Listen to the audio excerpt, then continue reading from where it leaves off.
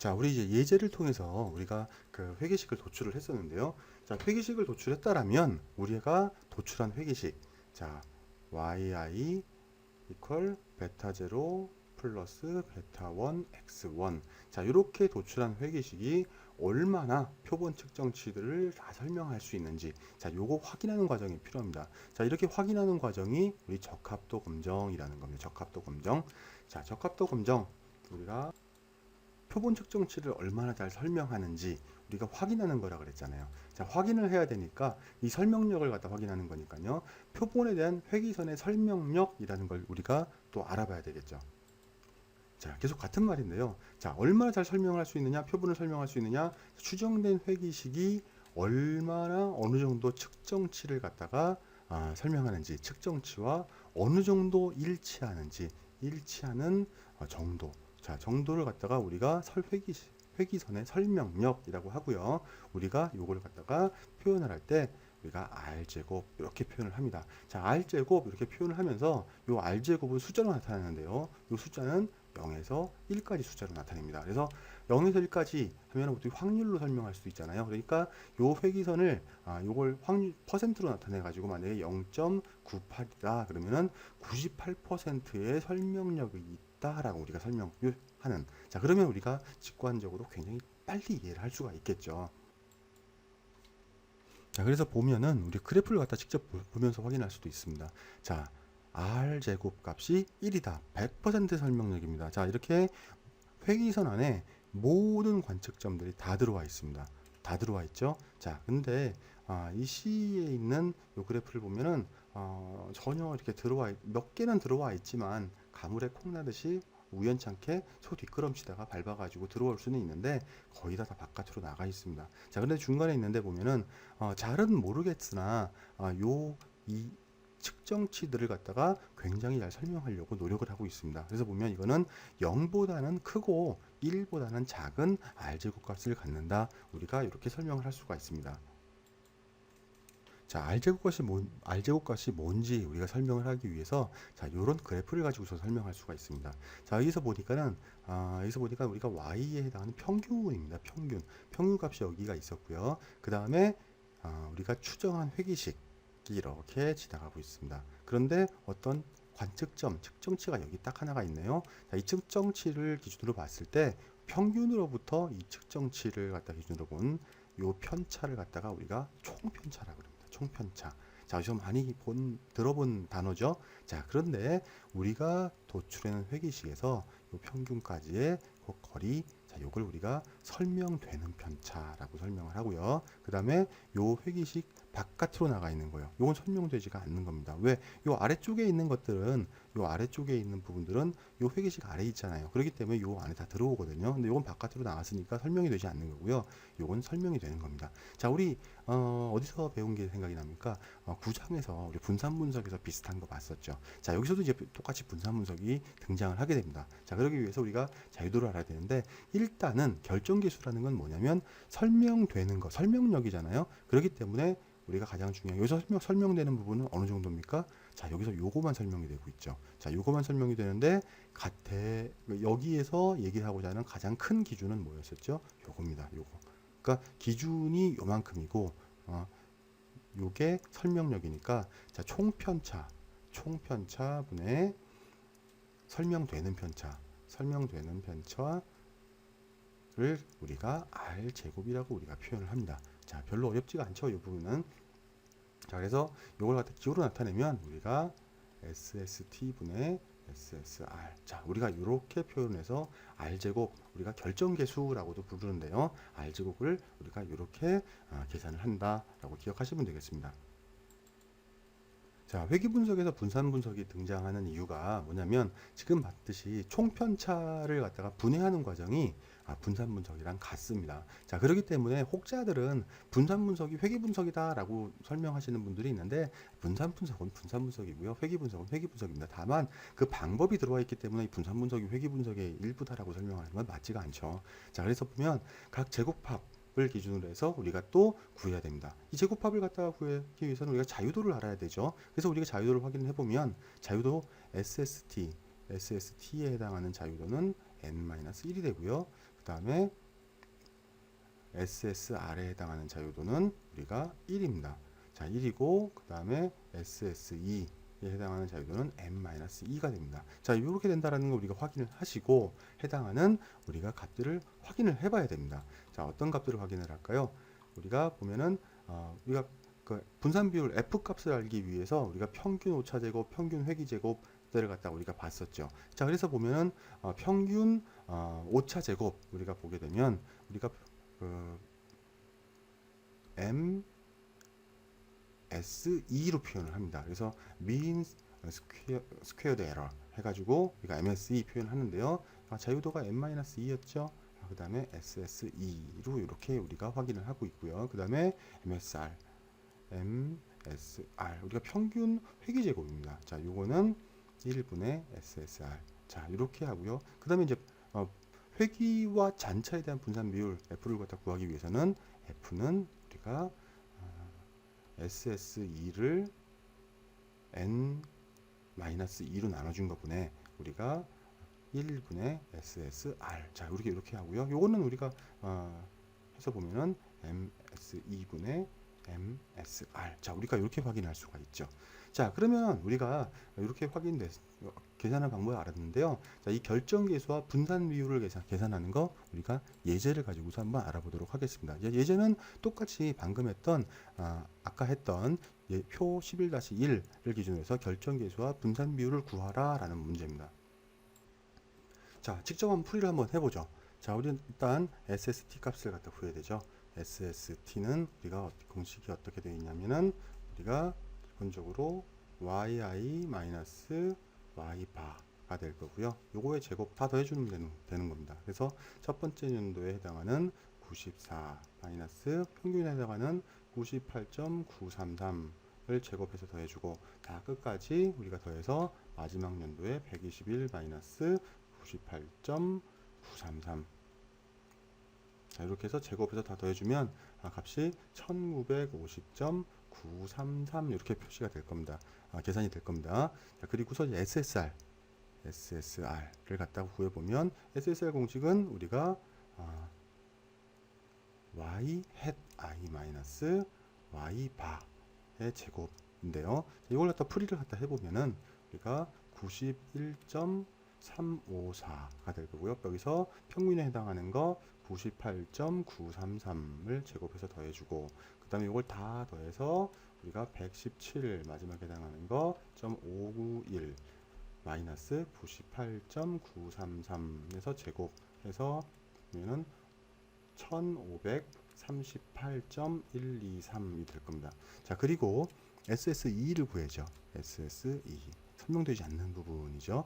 자, 이걸 갖다가 보면은 시그마 yi 마이너스 y 햇이 됩니다. y 햇의 i 제곱이 되죠. 여기서 보면은 94 마이너스 91.354의 제곱이고요. 그래서 더하기 다 해서 마지막까지 121 마이너스 117.591 해서 제곱해서 더해줘서 다 계산을 해보면 412.811이라는 값이 계산되는 걸 우리가 확인할 수가 있습니다. 자, 그렇다면 우리가 결정계수 R 설명력을 확인을 해야 되겠죠. 우리가 설명력을 확인해야 되는 거니까요. 자, 우리가 R제곱 값은 우리가 어떻게 구했었죠? R제곱 값은 SST분의 SSR이었습니다. 그쵸? 전체분의 그 안에 설명되는 그런 편차를 갖다 확인하는 거니까요. 그러면 1950.933분의 전체에 대해서 1538.123 그러니까 설명되는 설명력은 0.788 그러니까 요 회계식은 78.8%의 설명력을 가진다라는 의미입니다. 자, 그리고 나서 우리가 분산 비율 F를 갖다 구해보면 여기서 F는 이렇게 구해집니다. 자, 우리가 아까 봤듯이 우리가 SSE를 갖다가 자유도로 나눠준 거 n-2였죠. 자, 그 다음에 위에는 자유도가 1이었고 SSR이 됩니다. 자, 이걸 갖다 계산을 해보면 1538.123을 갖다 1로 나눠준 거고요. 그 다음에 분모는 412.811을 갖다가 13 n-2니까요. n-2니까요. 15-2죠. 자, 그렇게 해보면 우리가 48.438 이렇게 우리가 계산되는 걸 확인할 수가 있습니다. 자, 여기서 48.438이라는 그 f 값을 왜 구했을까요? 자, 구한 이유는 하나입니다. 자, 뭐냐면 회기식의 유의성을 검증하기 위해서 한 거였었죠. 자, 회기식 유의성. 자, 회기식의 설명력에 대해서 검증을 했다라면 우리 아까 78.8% 나왔죠. 자, 그다음에 표본을 갖다 설명하는 회기식이 유의한지 유의하지 않은지 설명력만 높다고 필요한 게 아니잖아요. 그게 유의하지 않다라면 아무 의미가 없는 겁니다. 그래서 우리가 뽑아냈던 단순 회기식이 어떻게 됐습니까? 우리가 회기식을 갖다 보게 되면 아까 뽑아냈던 게 y hat은 62.929 플러스 2.186xi. 자, 요 값이 나왔죠. 자, 그래서 우리가 f 값을 확인했습니다. 자, 그럼 이 f 값을 가지고 우리가 확인할 텐데 우리가 이 유의한 정도를 갖다가 우리가 유의성 검정이라고 하는데 예제를 가지고 우리가 한번 알아보도록 하겠습니다. 그래서 예제는 11-3 주식회사 A의 연도별 광고비와 매출액을 기준으로 작성된 분산 분석 결과다. 자, 이를 기반으로 회기식이 유의한지 0.05%의 유의 수준에서 검정하라라는 문제입니다.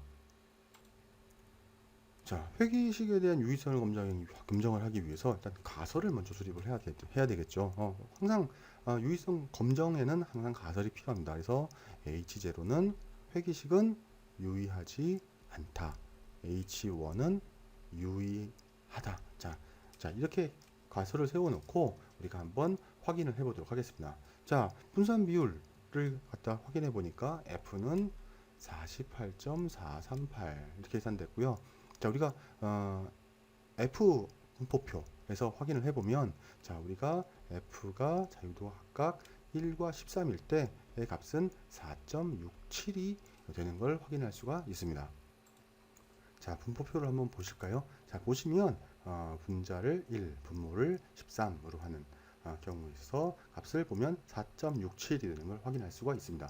자, F 값이 48.438로 해가지고서 임계치보다 훨씬 크죠. 자, 임계치보다 크다라는 것은 귀모가설을 기각하고 대립가설을 채택한다. 따라서 회기식은 유의하다 이렇게 결정을 내리시면 됩니다. 자, 이렇게 회기식이 유의하다는 그런 결론을 얻었다라면 우리가 또 하나 봐야 되겠습니다. 베타0와 베타1에 해당하는 값들을 우리가 계산해냈잖아요. 그럼 그 베타0와 베타1은 우리가 과연 유의한가? 이것도 우리 살펴봐야 됩니다. 자, 그래서 예제를 갖다 기준으로 해서요. 자, 예제 11-14에서 보시면 회기계수의 유의성 검정에서 보면 베타0 햇, 베타1 햇에 대한 유의성을 판단하라 라는 문제입니다. 자, 이걸 한번 우리 판단을 해보면은요. 자, 표본에서 도출한 회기식에서 보면은 그 회기식이 뭐였었습니까? 우리 y. 자, 이쪽으로 와서 y hat i 이퀄 베타 hat 0 플러스 베타 hat 1의 xi였죠. 자, 여기서 베타0는 회기선의 그 절편일 거고요. y절편일 거고요. 자, 베타1은 우리가 기울기를 갖다가 얘기하는 겁니다. 자, 회기계수 베타0 햇, 베타1 햇. 자, 요걸 검정한다는 의미는 뭐냐면 표본에서 도출한 회기식이 의미를 가지는지 아닌지 여부를 갖다 판단하는 겁니다. 그러니까 회기식의 회기식이 의미가 있는지 없는지.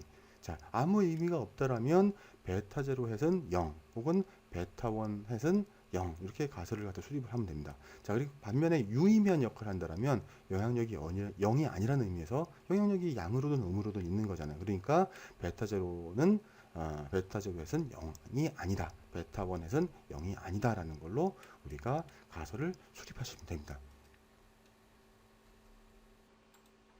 그럼 우리 그 가설을 갖다가 한번 직접 한번 써볼까요? 자, 가설 H0 0는 베타0 이퀄 0.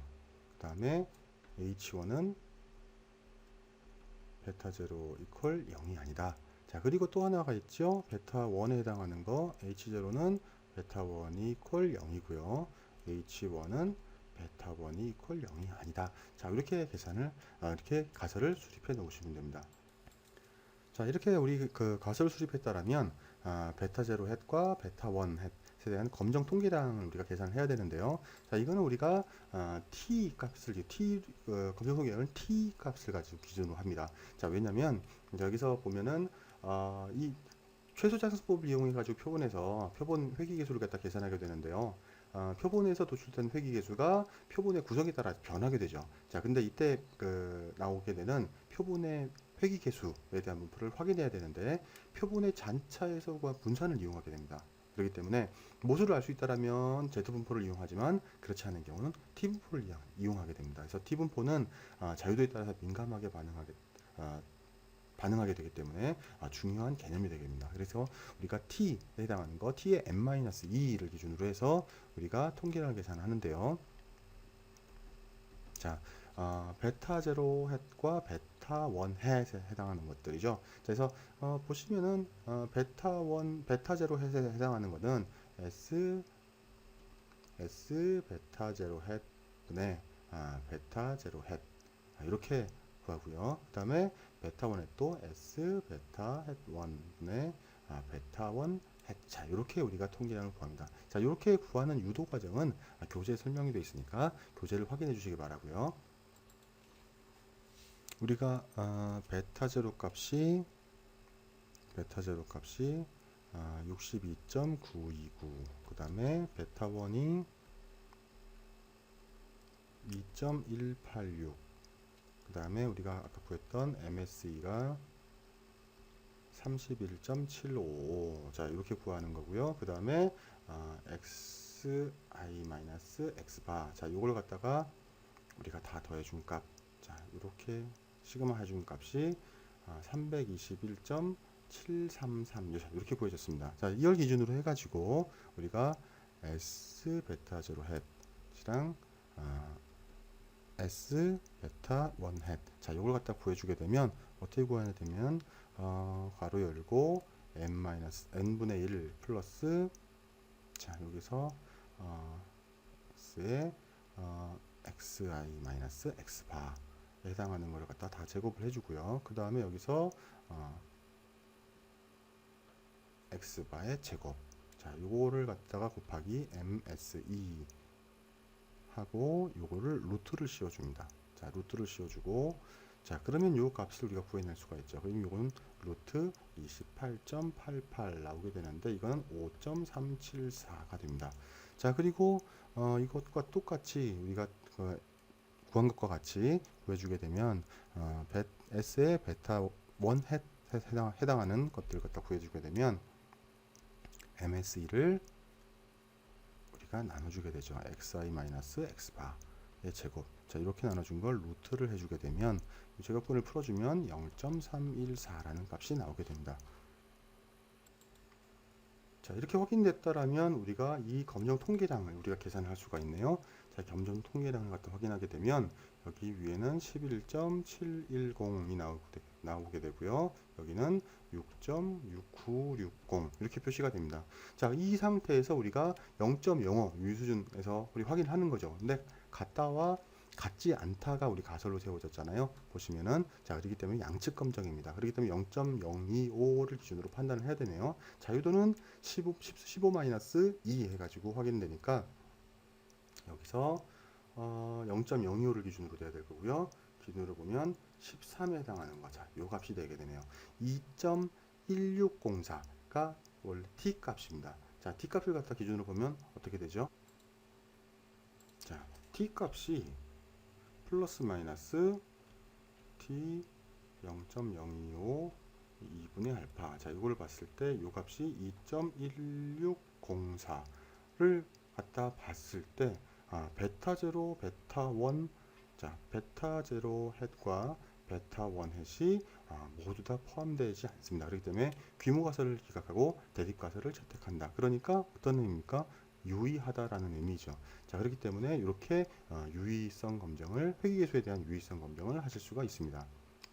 자, 다 이렇게 구했다라면 이제 이 구해진 수치들을 가지고서 여기 그 베타 제로와 베타 원에 대한 신뢰 구간도 우리가 구할 수가 있습니다. 이 베타 제로와 베타 원에 대한 신뢰 구간을 갖다 확인하게 되면 회귀계수 예제로도 이렇게 나와 있습니다. 11-5에 보면 신뢰 구간 베타 제로와 베타 원에 대한 신뢰 구간을 구하라. 그래서 구해 보면 자, 직접 한번 계산을 해보도록 하겠습니다. 자, 우리가 공식은 회귀식은 우리가 나와 있죠. 회귀식은 y 햇은 62.929 다음에 2.186 더하기죠. 그래서 xi.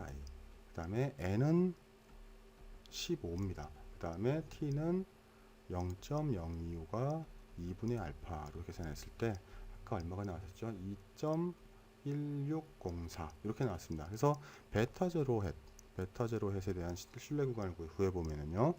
자, 요거는 62.929 마이너스 2.1604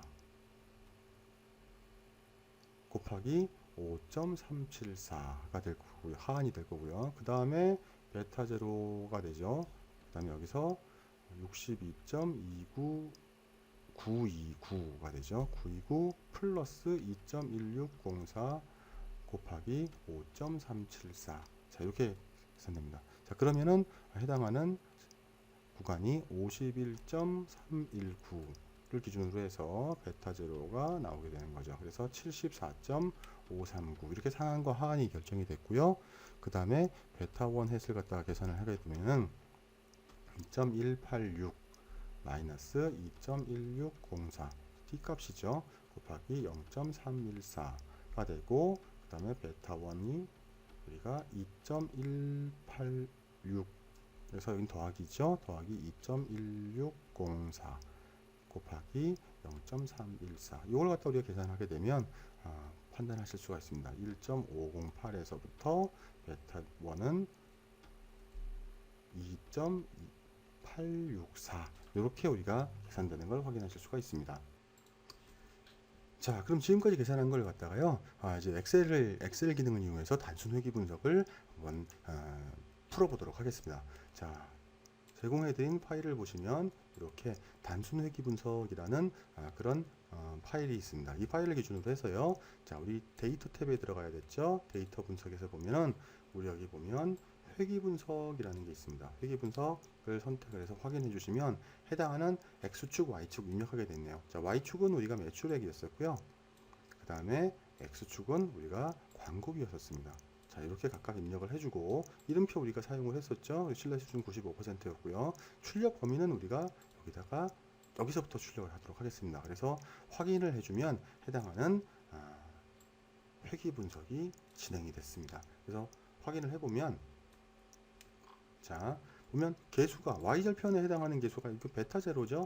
확인됐고요. 그 다음에 베타 1에 해당하는 겁니다. 다 계산이 됐고, 그 다음에 T 통계량도 우리가 계산한 대로 그대로 잘 나왔었는데요. 표준 오차도 그대로 나왔고요. 그 다음에 P 값을 기준으로 해서 보니까 자, P 값 2.08 마이너스 2에 마이너스 08이니까 8자리를 앞으로 가야 됩니다. 그러니까 0.000 수준이죠. 그러니까 우리가 이거는 유의미한 값을 가집니다. 그렇죠? 절편도 유의하고 광고비도 유의하고 이게 각각 유의하네요. 자, 그리고 여기서 그 FB도 보면은 해당하는 FB가 48로 해가지고 유의한 F를 임계치를 넘어서고 있습니다. 자, 이런 걸 갖다 우리가 확인해 보면은 이게 분산 분석이 됐다라는 걸 우리가 확인하실 수가 있습니다.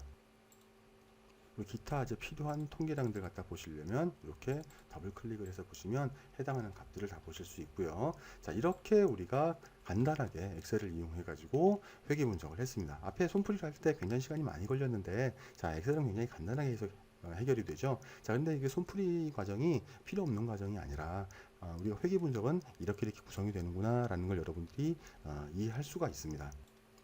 자, 회귀 분석 직접 풀이를 해봐도 그렇게 어렵지는 않죠. 여러분들 회귀 분석 아주 중요한 부분이라고 설명을 드렸습니다. 그러니까 잘 이해가 안 되시면 다시 한번 돌려가지고서 반복해서 여러분들이 익혀서 다중 회귀 분석에서도 잘 해결하실 수 있기를 바라겠습니다. 자, 감사합니다.